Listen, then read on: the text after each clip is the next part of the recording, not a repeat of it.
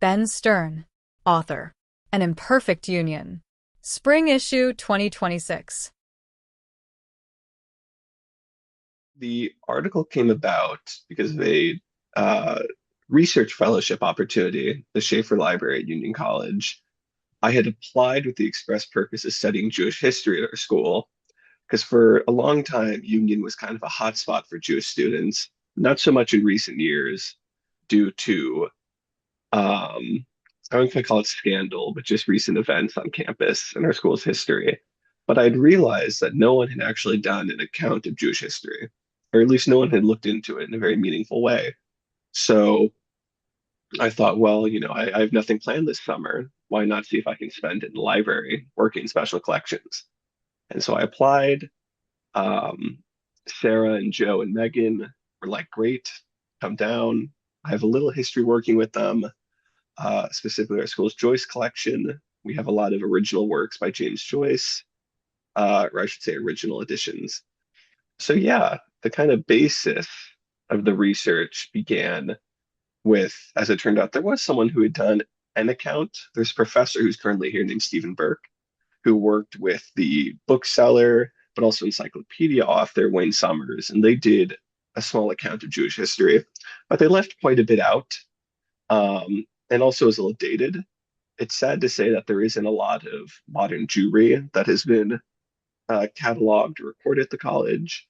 But so, using a variety of sources from stuff that Jewish fraternities had submitted themselves to alumni files to a lot of internal documents, especially around the 30s and 40s, where Union had admittance quota on Jews.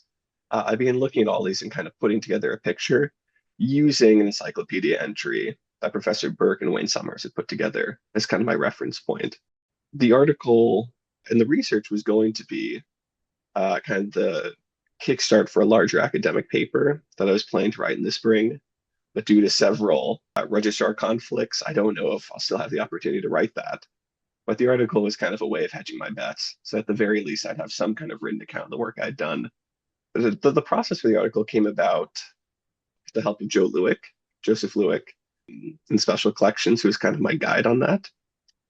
And actually, the Archive magazine was his idea. He's been a subscriber of the entire of Union Special Collections, had been a subscriber for a while. And they said, well, you kind of need an outlet for this research. And instead of tabling it for a few terms, because Union's on trimesters, they were like, just write something now. See if you can't put together what you find. And I had a good go of it. I found a lot of very bizarre kind of things all over the place. There are a lot of funny stories, a lot of stories that are kind of sad, a lot of interesting politicking going on internally at the school. There was a moment in Union's history where we were held financially aloft by the school's treasurer, who would surreptitiously kind of inject his own money into the school just to make sure that everything was on track.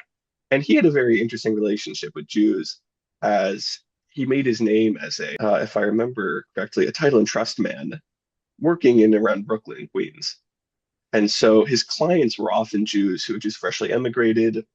And the research also included general research into paper, which made its way a little bit into the article. And so I suppose, yeah,